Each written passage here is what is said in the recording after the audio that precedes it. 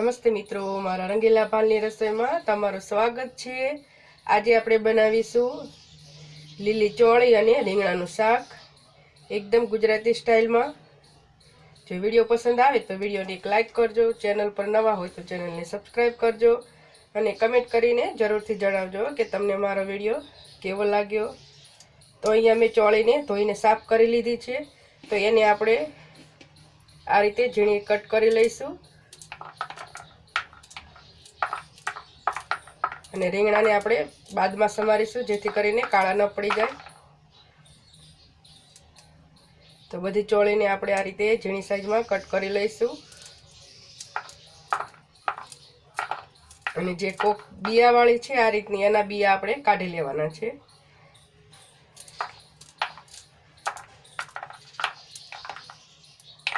તો આ રીતે આપણે ઝીણી સાઈઝમાં કટ કરી લઈશું।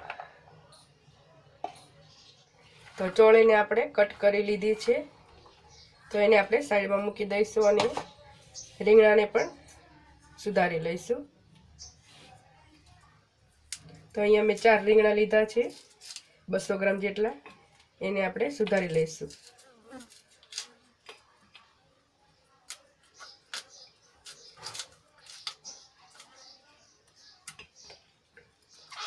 રીંગણાને આપણે પાણીમાં સુધારશું જેથી કરીને કાળા ન પડી જાય। અને ચોળી મેં 250 ગ્રામ લીધી હતી। અહીંયા હું 4 વ્યક્તિઓ માટે શાક બનાવું છું। તો આ રીતે આપણે નાની સાઈઝમાં રીંગણાને કટ કરી લઈશું।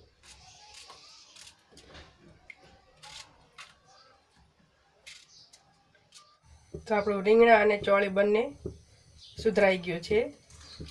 તો હવે આપણે તેલ ગરમ કરવા મૂકી દઈએ વઘાર માટે। તો વઘાર માટે મેં અહીંયા 3 ચમચી જેટલું તેલ ગરમ કરવા મૂકી દીધું છે। તો આપણું તેલ ગરમ થાય એટલે એમાં આપણે અડધી ચમચી જીરું એડ કરીશું। તો આપણું જીરું સંતળાઈ જાય એટલે એમાં આપણે ચપટી હિંગ એડ કરીશું અને આદુ લસણ અને મરચાંની પેસ્ટ 1 ચમચી જેટલી એડ કરીશું। હવે તેલમાં સરસ રીતે મિક્સ કરી લઈશું।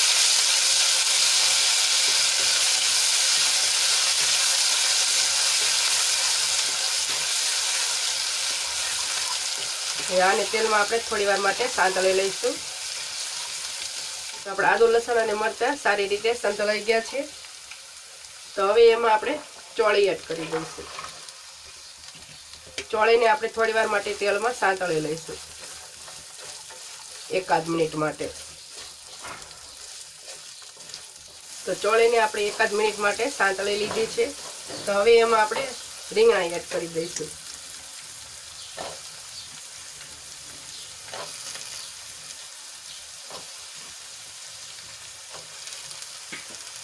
અને એક મોટી સાઈઝનું ટમાટું કાપીને લઈ લીધું છે, એ એડ કરી દઈશું। હવે બધું સરસ રીતે મિક્સ કરી લઈશું અને 4 થી 5 મિનિટ માટે આપણે એને સંતળાવા દઈશું જેથી કરીને રીંગણા, ચોળી અને ટમેટા આપણા થોડાક સોફ્ટ થઈ જાય। હવે આને આપણે ઢાંકીને થોડી વાર માટે થવા દઈશું। તો આપણા રીંગણા અને ચોળી થોડુંક સંતળાઈ ગયું છે। તો હવે એમાં આપણે મસાલા એડ કરીશું। તો અહીંયા અડધી ચમચી હળદર એડ કરું છું, અડધી ચમચી ગરમ મસાલા પાવડર એડ કરીશ, 1 ચમચી લાલ મરચું પાવડર, 1 ચમચી ધાણા જીરું પાવડર અને સ્વાદ મુજબ મીઠું એડ કરીશું।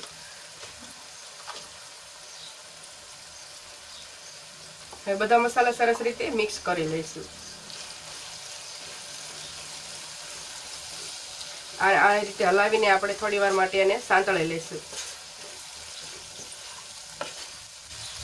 તો આપણા મસાલા સરસ રીતે સંતળાઈ ગયા છે। તો હવે એમાં આપણે પાણી એડ કરીશું। તો અહીંયા હું 1 ગ્લાસ જેટલું પાણી એડ કરું છું।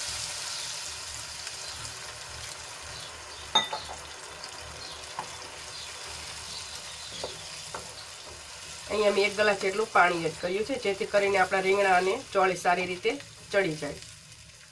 તો હવે આને આપણે ઢાંકીને 8 થી 10 મિનિટ સુધી ચડવા દઈશું.